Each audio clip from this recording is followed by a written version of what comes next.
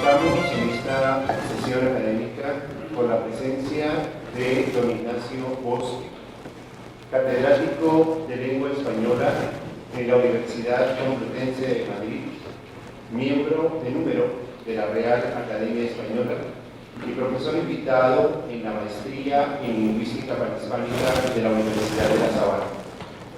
El profesor Bosque es autor de varios libros y artículos relacionados principalmente con estudios gramaticales, de léxico y teoría gramatical.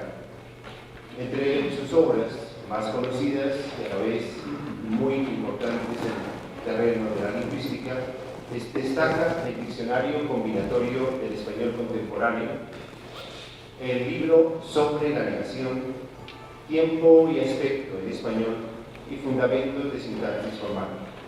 Dirigió con la profesora Violeta de Monte la gramática descriptiva de la lengua española y en la última década del siglo XXI fue el coordinador de la nueva gramática de la lengua española, obra panhispánica por excelencia que tuvo en él nuestro ponente y director principal.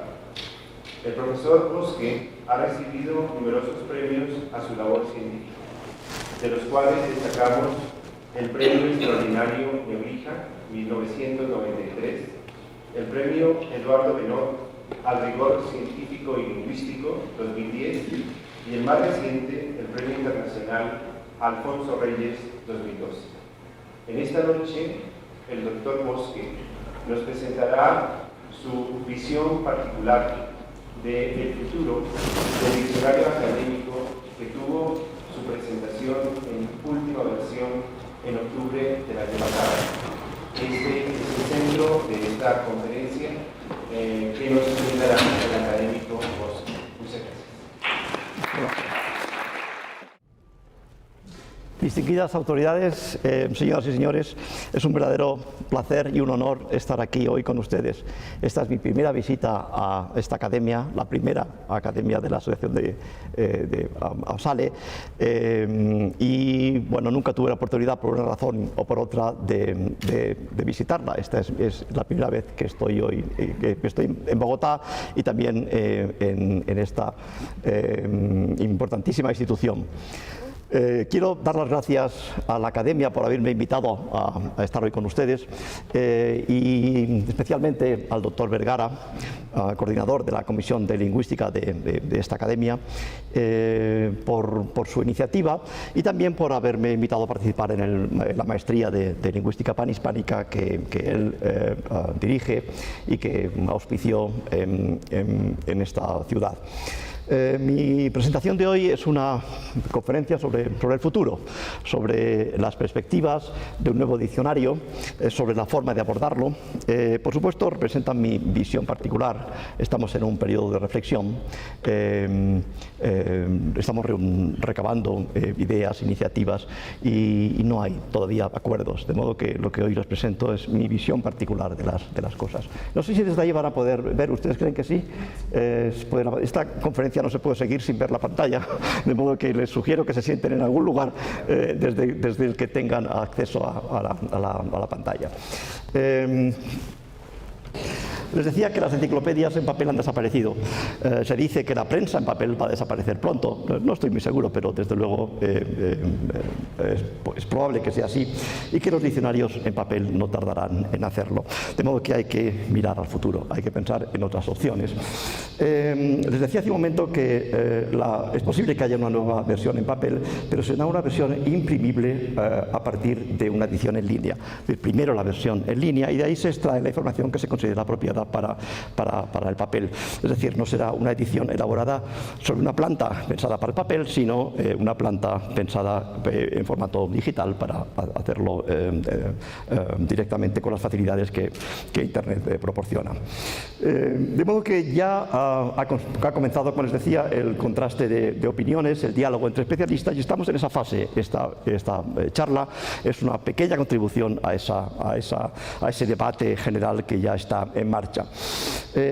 Tuvimos en la Real Academia Española hace unos meses un debate, un congreso, un coloquio que se llamó El futuro de los diccionarios en la era digital. En mi opinión fue muy útil, fue muy interesante porque recibimos especialistas de muchos países sobre cómo plantear un diccionario cuando ya no hay papel, cuando el formato es otro. Y como intentaré explicar hoy, no solo cambia el formato, el continente, cambia también el contenido, cambian también las informaciones que queremos y debemos suministrar. En esta presentación, como les decía, no voy a ofrecer puntos de vista oficiales. Todo lo que les voy a contar es personal, es mi visión de las cosas y naturalmente esta reflexión pues habrá de cruzarse con otras muchas y en los próximos meses veremos qué opciones se eligen entre las muchas que se abren. El nuevo diccionario académico debe ofrecer variantes de pronunciación, es decir, uno debe pinchar y debe poder oír la voz que le interesa en cualquiera de las variedades fónicas del español. Debe ofrecer información gráfica en las entradas pertinentes. Debe incorporar conexiones a enciclopedias donde sea oportuno y otras fuentes de información similar. Y debe ofrecer muchos contenidos de orden morfológico, sintáctico y léxico que ahora no ofrece, pero que desde luego podría ofrecer. Fíjense que el concepto de edición desaparece también. Claro, si la actualización de los contenidos es inmediata, no hay nuevas ediciones. Cada vez que incorporemos un contenido nuevo a esa versión en línea, pues en cierta forma tenemos una edición nueva. Claro, el concepto mismo de edición desaparece, ya no hay nuevas ediciones. No es pequeña diferencia. Decía hace un momento que no solo cambia el formato, quiero resaltar esta idea. No es un cambio de continentes, no es un cambio únicamente de marco, es un cambio también de contenidos. La razón es que este cambio de soporte va asociada de forma inherente a un cambio en la información suministrada. Y esta conferencia trata fundamentalmente de por qué se produce esa asociación tan estrecha entre cambio de continente y cambio de contenido. Los nuevos contenidos pueden ser lingüísticos y en parte también enciclopédicos. El CD-ROM de la 22ª edición ya permite un gran número de búsquedas, permite diccionario inverso, permite listas de locuciones, permite palabras que contienen ciertas voces y otras más. Es un CD-ROM que se publicó en 2002, si no recuerdo mal, y que, bueno, se usa poco, pero en mi opinión es bastante útil. Ahora ya no se trabaja con este formato, como ustedes saben, y se trata de ofrecer en línea estas informaciones y otras muchas. Esto parece un poco duro decirlo así, de manera tan radical, pero yo estoy convencido de que el orden alfabético es una servidumbre del papel. Si no hay papel, pues tampoco hay orden alfabético. Un diccionario sin papel no precisa del orden alfabético, al menos como herramienta del usuario. Por supuesto que las indexaciones internas de cualquier programa exigen el orden alfabético, pero es parte de la computación misma y el usuario no tiene por qué tener acceso a esa información. Uno busca la voz que le interese, teclea en la computadora lo que desee obtener, y ya no depende tan claramente del orden alfabético, a diferencia de los diccionarios tradicionales. Fíjense que si no hay orden alfabético tampoco hay índices previos o preestablecidos. Un lexicógrafo español del siglo XIX que se llamaba Ruiz de León decía que el gran problema de los diccionarios, de todos los diccionarios, es que no tienen índices. Bueno, es una forma curiosa de decir que los diccionarios nos dan una sola ordenación, es un texto corrido y debemos ajustarnos a ella. Un diccionario en línea ofrece múltiples conexiones. Podemos vincular los datos como a nosotros nos interese. El usuario se convierte el usuario pasa a ser un participante mucho más activo que cuando tiene delante un texto corrido. Los índices pasan a ser resultado de las búsquedas posibles. Cada usuario establece su propio índice. Cada búsqueda ordena los datos de la manera en que el usuario considera más apropiada. Existen tantos índices como formas posibles de ordenar los campos de una base de datos. Esa es la idea fundamental. De modo que si pensamos en una base de datos suficientemente articulada, entonces ya no hace falta partir de índices previos. Cada uno ordena la información y la ajusta a sus propias necesidades. El concepto de personalización del diccionario no tiene ninguna tradición, es un concepto nuevo, pero es un concepto, en mi opinión, muy importante, porque no es cierto que todos deseemos lo mismo de un diccionario, no, hay muchos intereses distintos. Uno quiere más información, variación geográfica, o quiere menos, quiere más gramática, o quiere menos, puede querer información histórica y a otro le da igual la información histórica. Es decir, existen muchos intereses, muchos deseos, muchas formas de relacionarse con un diccionario. La personalización es un aspecto fundamental de una obra planteada en este nuevo formato, porque permite precisamente esto, que cada uno ajuste a sus necesidades, sus deseos o sus intereses profesionales la información objetiva que está ahí a disposición de todos. Fíjense que si desaparece el concepto de índice, también cambia la asociación que se establece entre lema y palabra buscada. Ahora entramos ya en términos puramente lexicográficos. Quizá necesite más de un vaso de agua. Fíjense que el diccionario académico contiene reenvíos a expresiones idiomáticas, entre otros, pero supone de forma implícita que el usuario las está buscando de forma adecuada. Esta es la entrada del diccionario, de la última edición del diccionario de la palabra, la última, que decir, la 23ª, la que se acaba de publicar, de la palabra papista, entera, tal como está.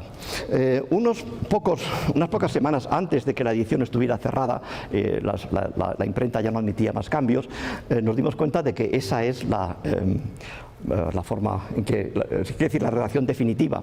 ¿Ustedes notan que falta algo?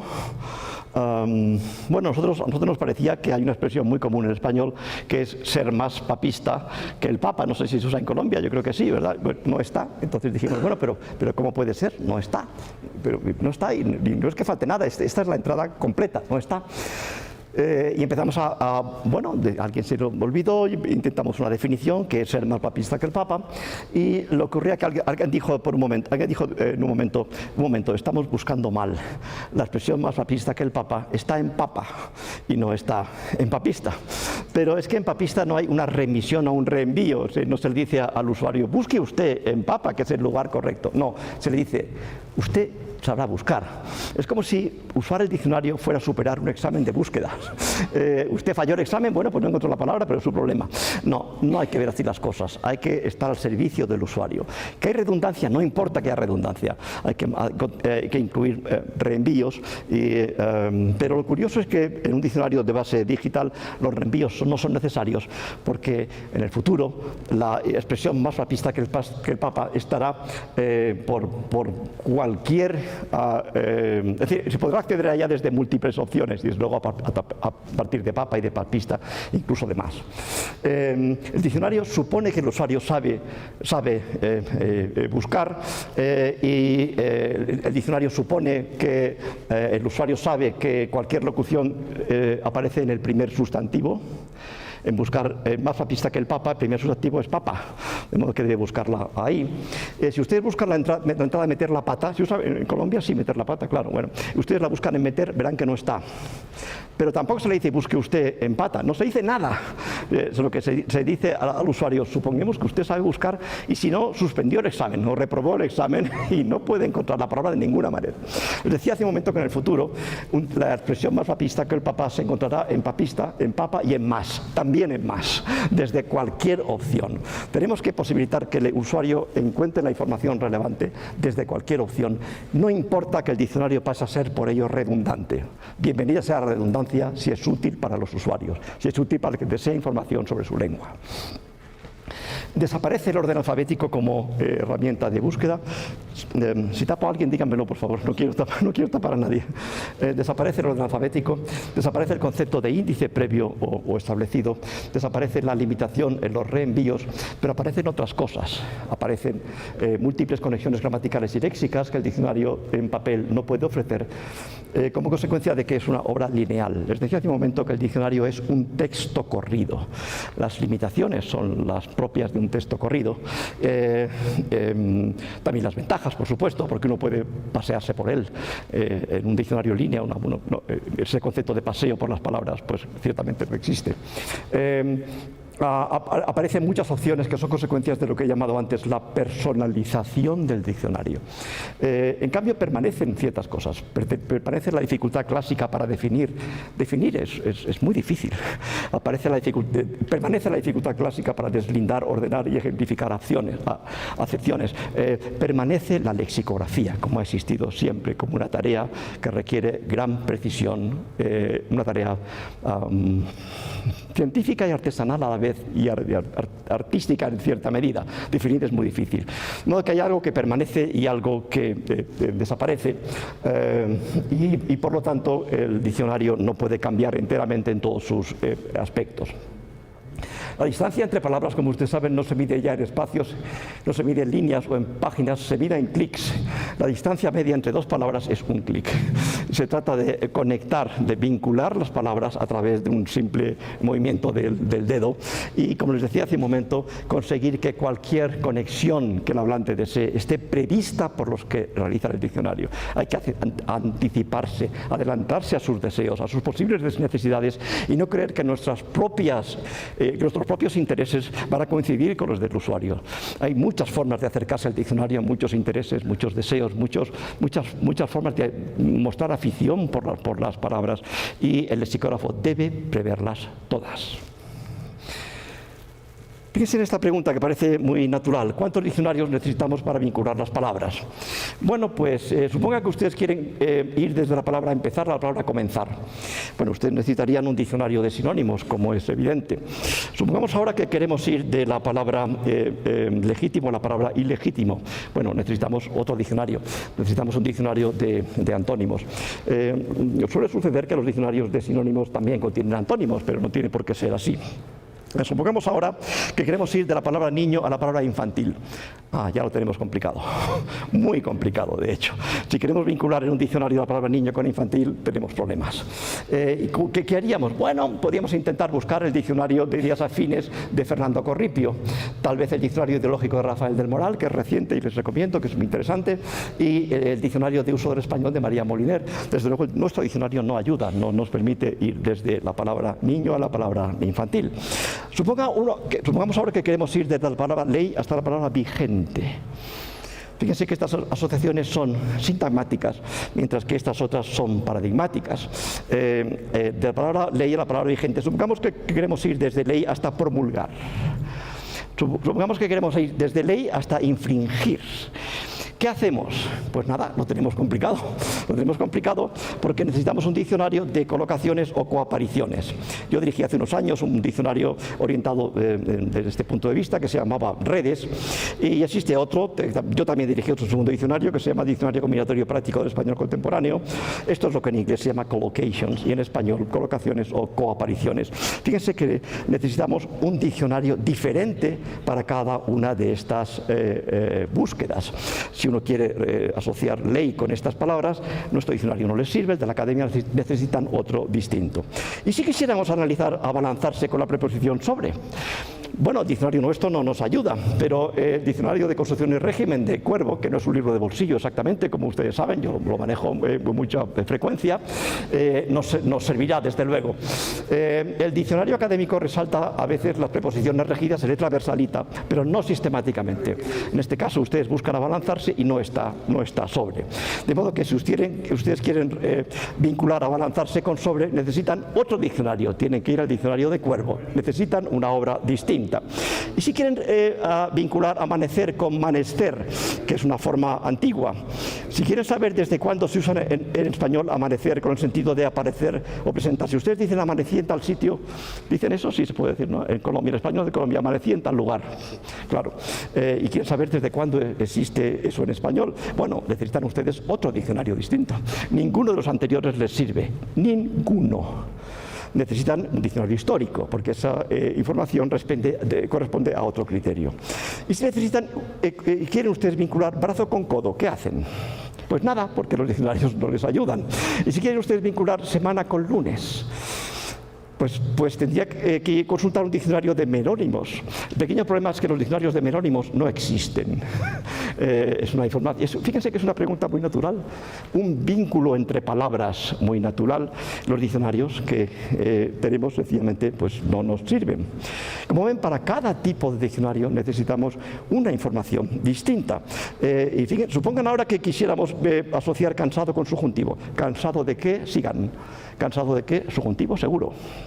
¿Seguro de qué? En cambio, indicativo. ¿Y eso en qué diccionario está? No, en ninguno. Tenemos que inventar otro distinto. Para cada idea que se nos ocurre, para cada vínculo entre palabras, para cada información, necesitamos un diccionario distinto. La conclusión es esta que ustedes ven aquí. Uno está cargado de diccionarios si quiere vincular las palabras de las diversas formas que la lengua permite o que nuestros propios intereses sugieren. Necesitamos 5, 6, 7, 8 diccionarios distintos y la pregunta natural es: ¿y no podríamos integrar todas estas informaciones en un solo diccionario? ¿No podríamos pensar en una obra que considerara cualquier interés posible en el hablante normal, una obra que considerara que estos intereses, estos deseos, estas formas de relacionar palabras pueden estar previstas en lugar de ser 5, 6, 7 diccionarios distintos? Yo creo que sí. Mi opinión particular es que deberíamos ser un diccionario que permitiera cualquier asociación entre las palabras en función de los múltiples intereses posibles de los usuarios.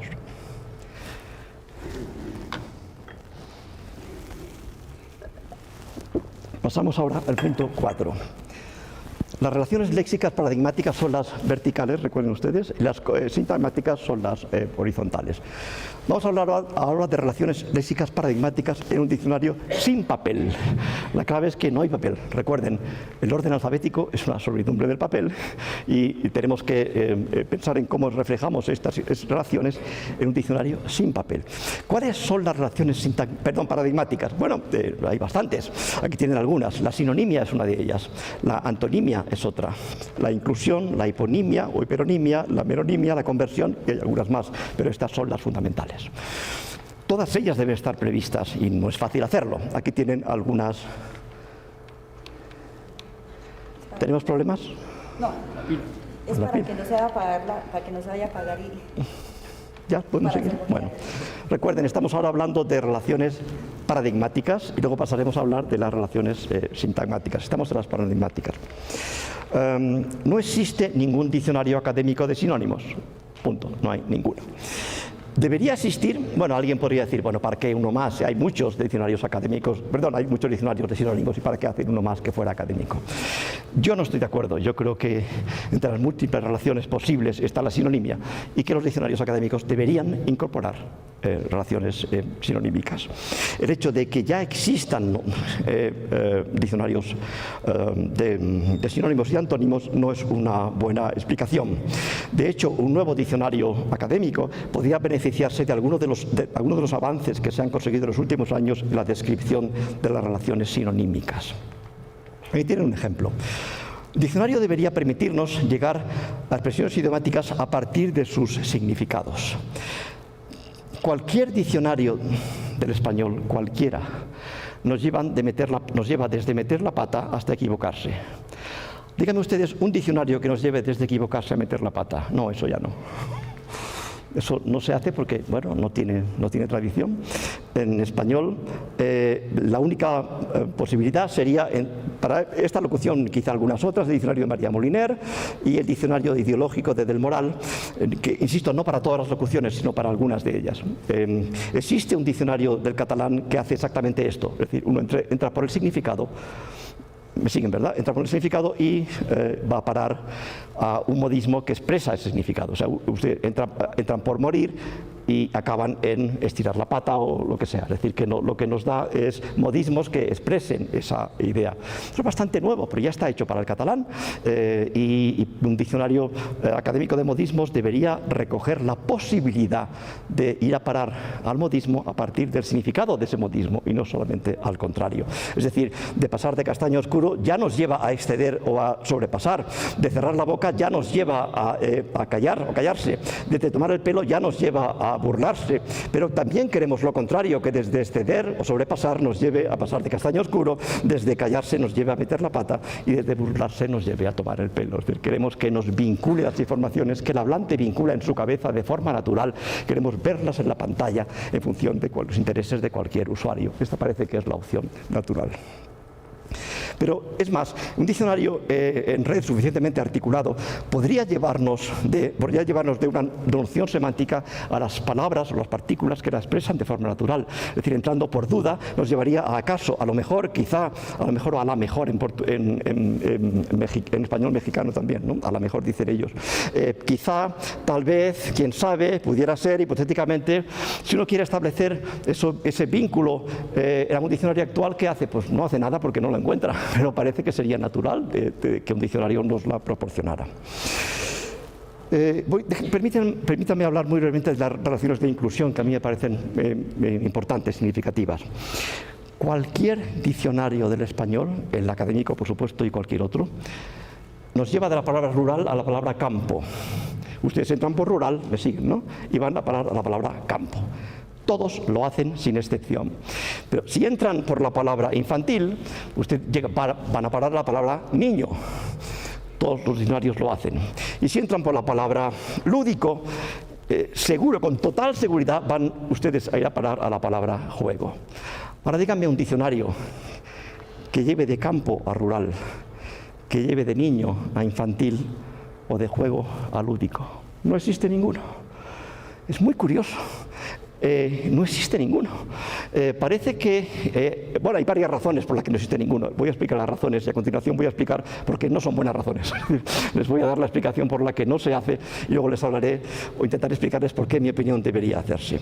El argumento para excluir estas relaciones que parecen muy naturales, las que están aquí abajo, como ven, estas de acá, las de arriba están en todas partes, las de abajo no están.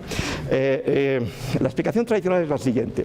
El diccionario es una obra semasiológica. Semasiológica quiere decir descifradora, es lo mismo, descifradora. Para definir el adjetivo rural necesitamos el sustantivo campo. Para definir el sustantivo campo no necesitamos el adjetivo rural. Esa es la razón por la que cualquier diccionario nos da las definiciones de arriba, pero no nos da las de abajo. Bueno, yo creo que no es una buena explicación. Y la razón es que, no sé si desde ahí pueden ver, no es una buena razón porque el hablante necesita establecer las conexiones en los dos sentidos.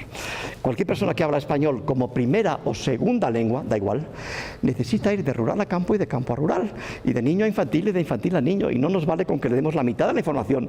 Tiene que vincular las palabras en los dos sentidos. Ningún diccionario lo hace.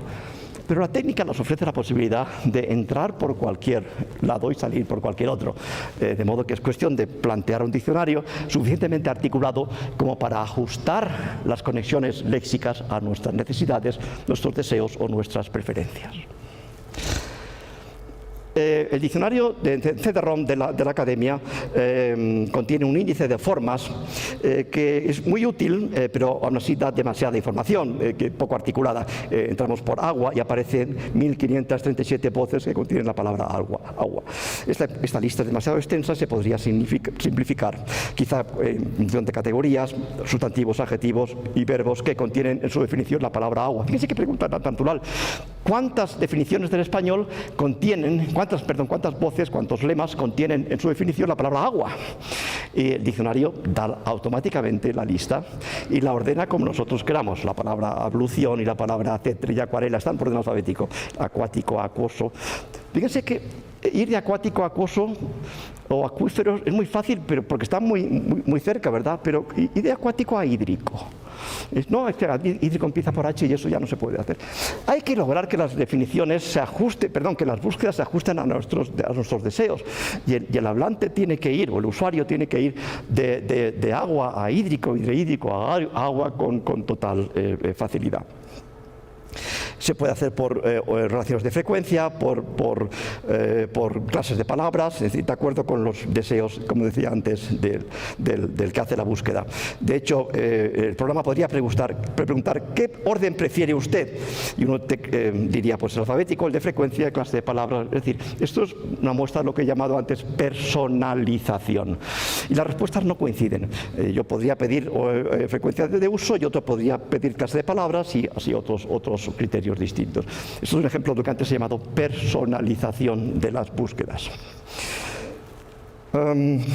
Quisiera referirme brevemente a un problema clásico, muy difícil y no resuelto y tal vez irresoluble, no lo sé, pero desde luego hay que abordarlo, uno no puede esconderlo. Me refiero a la relación entre información lexicográfica e información enciclopédica. Como usted sabe, las relaciones de meronimia y de holonimia son relaciones de todo parte, ¿no? Que si ves un merónimo de A, entonces ves una parte de A. Y las relaciones de hiperonimia son relaciones de tipo ejemplar. Las dos relaciones son o pueden ser lexicográficas o pueden ser enciclopédicas. Consideren esta pregunta. ¿Debería un futuro diccionario académico en línea llevarnos desde embarcación a almadilla, balandro, barca, mercantil, corbeta, esquife, fragata? Están por orden alfabético y así tantos. ¿Sí o no? Bueno, cualquier respuesta que demos es buena y mala. Tiene puntos a favor y puntos en contra. Supongamos que decimos que sí. Bueno, si decimos que sí, entonces no distinguimos entre diccionario y enciclopedia, ¿no? Es como si fuera todo lo mismo. No tenemos un diccionario, como saben, habla de palabras. Una enciclopedia habla de personas y cosas y lugares. Bueno, no es pequeña diferencia. Las enciclopedias nos describen las personas, las cosas y los lugares. Habla de entidades del mundo real. Y un diccionario solo de palabras. Por eso los nombres propios no están en los diccionarios, como es lógico. Supongamos que decimos que no. Bueno, entonces, ¿qué hacemos con las decenas, con los centenares de expresiones, de informaciones enciclopédicas que ya contienen los diccionarios? Miren, si ustedes entran en el diccionario académico, en la última edición, y buscan la palabra columna, verán que contiene subentradas para columna ática, corintia, dórica, jónica, ojival, salomónica, toscana, hasta 32 tipos de columnas. La entrada columna de nuestro diccionario es un pequeño tratado de la columna, es decir, es informaciones enciclopédicas integradas y pues, desde hace años, iba a decir siglos, pero desde luego ahí están. Como ven, aquí tenemos un problema que es un problema clásico, la distinción entre la información enciclopédica y la información lexicográfica. Posturas hay muchas, no se ha decidido qué hacer con esto lo voy a saltar,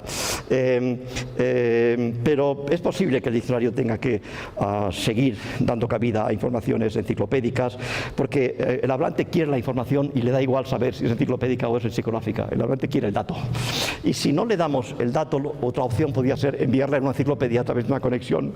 Si está conectado a internet, un solo clic, como decía antes, le envía a una enciclopedia en que aparecen clases de columnas. Esa sería otra solución posible. No es controvertido, en cambio, el hecho de que las clases semánticas de predicados constituyen informaciones propiamente lingüísticas. Lo que sucede es que conocemos mejor unas clases que otras. Existen ya mapas conceptuales de verbos de movimiento, de percepción, de lengua, de contacto, de entendimiento, pero las demás clases de verbos no se conocen con igual profundidad. De modo que esos mapas conceptuales que relacionen tipos de predicados entre sí no se han establecido todavía. Recuerden que el soporte, el nuevo formato, tiene sentido cuando la información ya ha sido previamente analizada y presentada ha sido descrita en función de estos criterios. El lexicólogo puede ser selectivo, pero el lexicógrafo no puede ser selectivo. El lexicógrafo no puede decir, esta palabra no la incluyo porque se ha estudiado poco. No puede ser eso. De modo que el lexicógrafo tiene que incorporar todas las palabras y por eso se dice que cada entrada del diccionario es una pequeña monografía. Yo comparto absolutamente esta idea. Cada entrada del diccionario es una pequeña monografía que exige un estudio a fondo monográfico. Las relaciones de conversión deberían estar en el diccionario, pero no están. El diccionario debería decir que si A es padrino de bautismo de B, B es ahijado o compadre, en unos países ahijado, en otros compadre, y habría que explicarlo, de A. Que si A es suegra de B, B es yerno o nuera de A. Que si A está delante de B, B está detrás de A. Que si A compra B a C, C vende B a A. Y que si A alquila B a C, C alquila también B a A. Y así muchas más, centenares de relaciones. ¿Y esas dónde están? La respuesta es, están en la cabeza de ustedes y en la mía, pero no están en ningún diccionario. Nunca se han puesto por escrito. Parece natural que el diccionario establezca estas relaciones. Hasta ahora no se ha hecho, pero ¿por qué? Porque ese tipo de información no tiene tradición lexicográfica, es la única explicación. Vamos al punto quinto. Recuerden que hasta ahora les he hablado de relaciones paradigmáticas, es decir, relaciones verticales. Ahora quisiera hablar un poquito de relaciones sintagmáticas, relaciones horizontales en un diccionario sin papel. Las relaciones horizontales son generalmente, bueno, hay muchas, pero yo quiero destacar las más importantes, que son dos. Las de régimen preposicional, por eso el diccionario de don Rufino José Cuervo es tan importante, porque habla de relaciones horizontales que no tienen tradición lexicográfica, y las relaciones de las colocaciones o coapariciones, que son, les he puesto antes un ejemplo, ley se asocia con promulgar y con vigente o en vigor, por ejemplo, son asociaciones léxicas de tipo sintagmático, se combinan entre sí en lugar de asociaciones paradigmáticas. Existen otras relaciones, pero estas son las fundamentales. Les añado alguna más muy brevemente. Empeñarse en admite subordinadas sustantivas declarativas de indicativo, empeñarse en qué, de subjuntivo o de infinitivo también. Depender de es un verbo muy interesante porque admite sustantivas declarativas en subjuntivo, interrogativas indirectas en subjuntivo, algo que pocos verbos aceptan. Esta es la información de régimen que está muy bien explicada en el diccionario de don Rufino José Cuervo. Bueno, alguien podría decir, muy bien, pues si le interesa que busque el diccionario de don Rufino José Cuervo. Bueno, está bien, es una opción, pero la otra opción es no ir cargado, como en ese dibujo que les he presentado, de 5, 6, 7, 8 diccionarios para cada una de las de búsquedas posibles, sino trabajar para unificar relaciones y asociaciones. Un futuro diccionario en línea debería incorporar el régimen, igual que debería incorporar las relaciones de colocación. Las colocaciones son, bueno, muy interesantes, o colocaciones o coapariciones, tienen una gran tradición en la lexicografía inglesa, francesa, ninguna tradición en la lexicografía hispánica. No digo española, digo hispánica, lo que no deja de ser pues un problema. Yo creo que, como decía antes, la clave debería ser incluir estas informaciones en un formato multidireccional. Es decir, lo que quiero decirles es que el hablante debe llegar a cualquier sitio desde cualquier sitio, desde casi cualquier sitio. Es decir, debe entrar por un lugar y salir por aquel que le interesa y no prever o no anticipar cuál va a ser su necesidad porque puede no coincidir con la nuestra. Esta es la idea que quería transmitir. Esta que ven ustedes en la pantalla es la entrada del diccionario de la palabra café. No sé si la pueden leer porque está transcrita literalmente. Ahí está todo. La entrada del diccionario de la palabra café, la última edición. Está bastante bien porque aparecen las definiciones, las acepciones y luego al final aparecen las llamadas formas complejas. Una pequeña observación. Observen que la palabra grano no se menciona. Léanla, si pueden, desde ahí pueden leer, desde ahí. No está la palabra grano, no aparece. Bueno, alguien podría decir, bueno, vamos a ver, para definir café yo no necesito la palabra grano, y es correcto. Pero para poner en movimiento la palabra café, para saber cómo se usa en la lengua española la palabra café, uno necesita la palabra grano. Inevitablemente necesita la palabra grano. De modo que lo que deberíamos intentar es ampliar esa información, porque la asociación grano de café es una asociación sintagmática en lugar de ser paradigmática y debe estar recogida. Podríamos decir nombre de medida, grano, como en un grano de café, pero es que en español hay muchos nombres de medida, porque abanico es un nombre de medida y el abanico puede ser de posibilidades y de influencias y de muchas cosas. Hilo es un nombre de medida, hilo puede ser de sangre o puede ser de agua o puede ser de saliva o puede ser de esperanza o puede ser de voz, le quedaba un hilo de voz. Capa es un nombre de medida, puede ser de repintura, pero también puede ser de respetabilidad. Y ola es un nombre de medida, puede ser de calor y de asesinatos, y ápice de terreno, de cordura. Bueno, los nombres de medida están ahí, existen. Es cierto que admiten muchas combinaciones, pero algunas son muy frecuentes y están en la mente de todos. Esta es la entrada de diccionario de ataque, la sección número 4. Dice: acceso repentino ocasionado por un trastorno o una enfermedad, ataque de nervios, de ira, ataque al corazón. Ataque al corazón es un modismo, es una forma compleja y debería ir aparte, pero de modo que hay dos ejemplos: ataque de nervios, ataque de ira.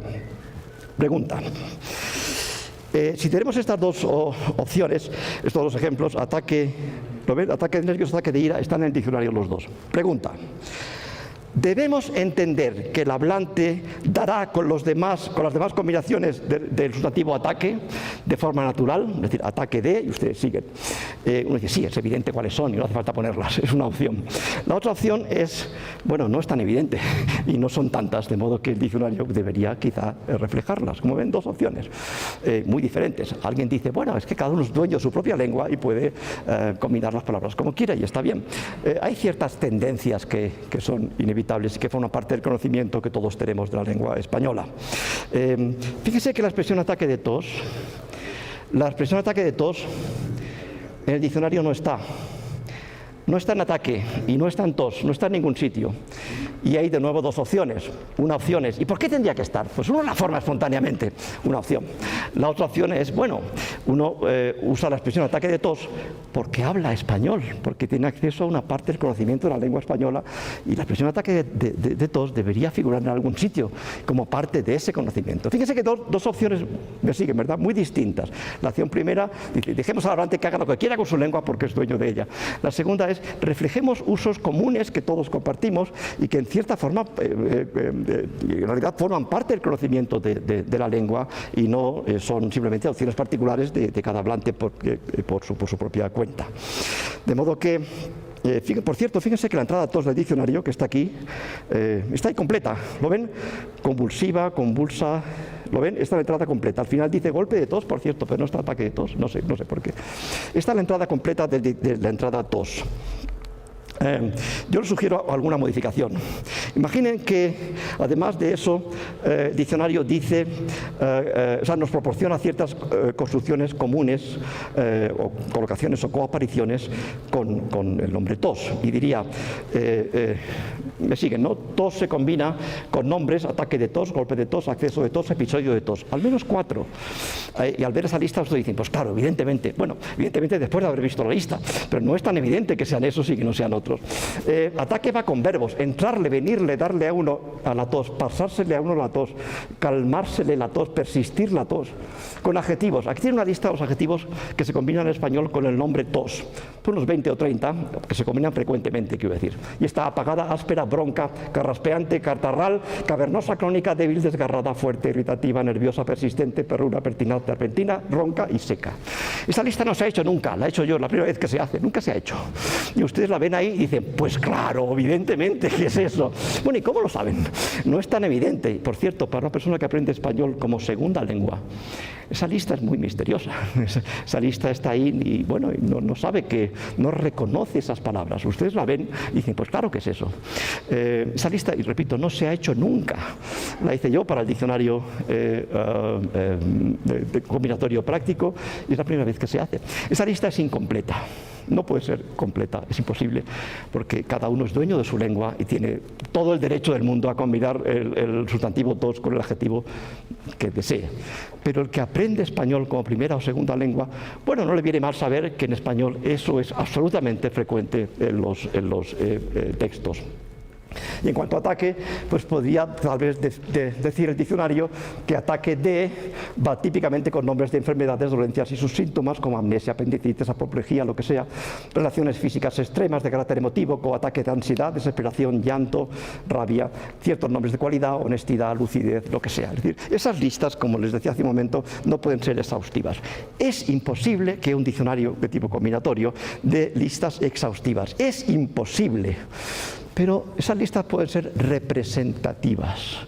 Representativas quiere decir que reflejan los usos comunes del idioma, de los que uno puede apartarse si lo desea con todo derecho, y que el que aprende español como primera o segunda lengua debe saber que están ahí, que los conocemos, que sabemos que son esos, que la lengua funciona así, y uno tiene todo el derecho, por supuesto, a apartarse de ella. Estas son las llamadas coapariciones, que tienen mucha tradición en inglés. En inglés hay 5 diccionarios de coapariciones, en francés hay 3, en italiano hay 2, en español, bueno, están los que yo he dirigido, pero no hay más porque este tipo de información lingüística no tiene ninguna tradición en la hispanística, ninguna, en absoluto. El concepto de verbo de apoyo, de verbo ligero, tiene mucha tradición en otros países. La lexicografía hispánica no tiene ninguna. El diccionario académico yo creo que presenta a veces equivocadamente los verbos de apoyo y los confunde con las locuciones. Si ustedes entran en el diccionario académico van a encontrar la expresión dar un paseo, locución verbal. No, no es verdad, no está bien. No está bien. Dar un paseo no es una locución. Fíjense, una locución es meter la pata. Y como ven, uno mete la pata y no la pierna, y no puede añadir adjetivos a pata, y no puede formar relaciones de relativo, la pata que he metido, no. En cambio, todo eso lo puedo hacer con toda naturalidad, con dar un paseo largo, o breve, o corto, o dar varios paseos, o el paseo que di ayer, ¿lo ven? Perfectamente natural. Dar un paseo no es una locución verbal.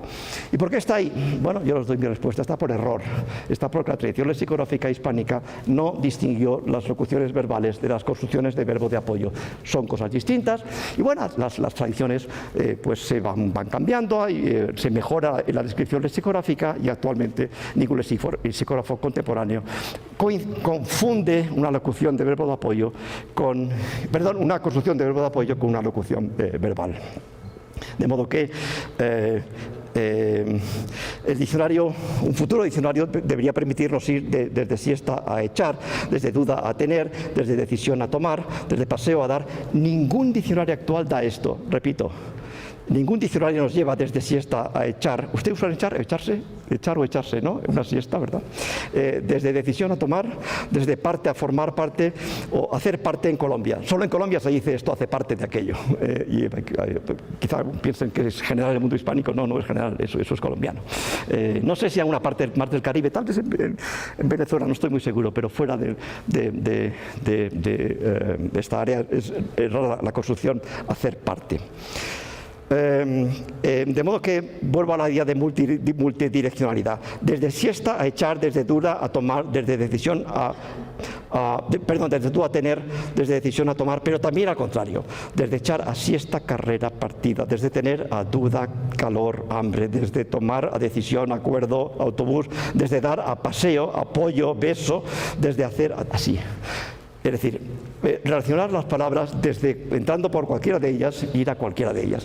El diccionario tradicional no proporciona paradigmas, listas en función de un criterio.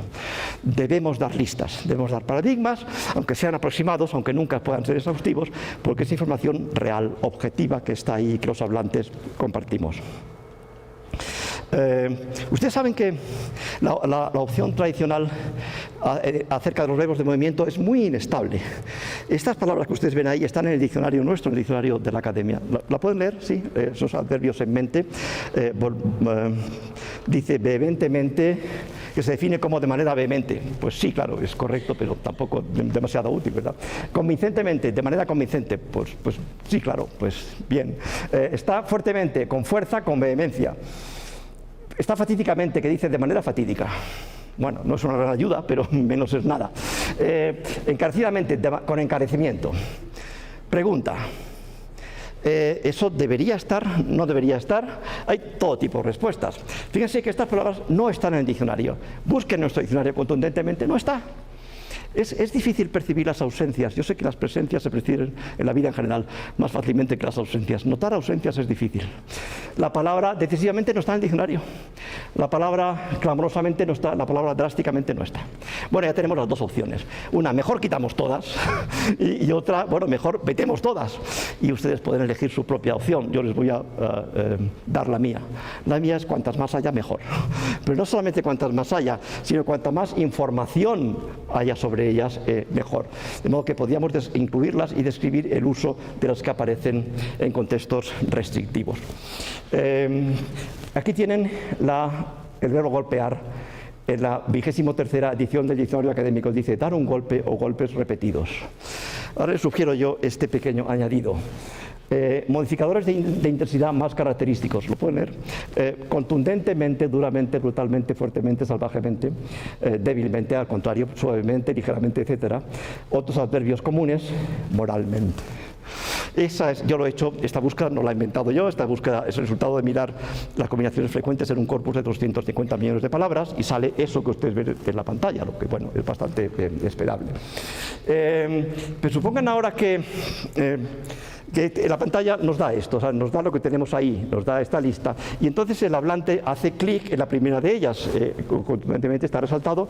Voy a entrar en contundentemente, y el diccionario nos dice, con verbos de impacto, golpear, vapulear, abofetear, con otros verbos que denotan acciones que son o pueden ser violentas, reprimir, castigar, combatir, así. Nos da una lista de las clases de verbos con las que típicamente usamos en español la expresión contundentemente. La penúltima dice, con verbos que denotan negación, oposición o rechazo. Negar, rechazar, criticar, descalificar. Bueno, la lista es bastante nutrida. Contundentemente en español se usa típicamente así, de esa manera. Fíjense que hay dos opciones. Una es no colocar, o sea, no incluir esta información y dejar que el hablante, bueno, llegue a ella de manera natural, si es que llega.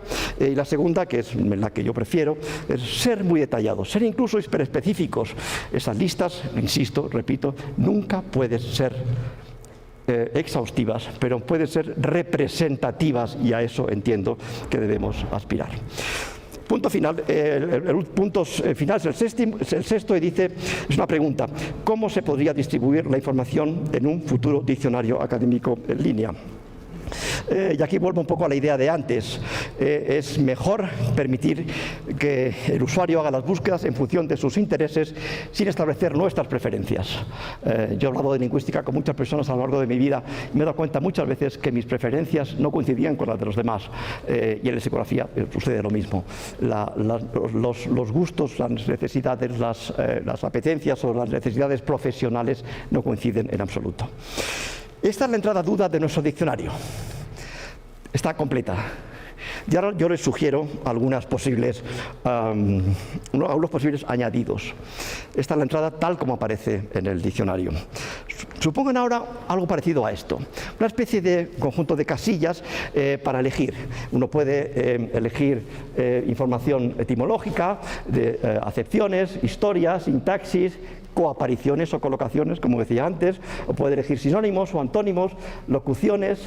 Puede elegir lo que quiera, puede elegir norma al final, es decir, puede adaptar la búsqueda a sus necesidades, y este cuadrito le favorece ese proceso.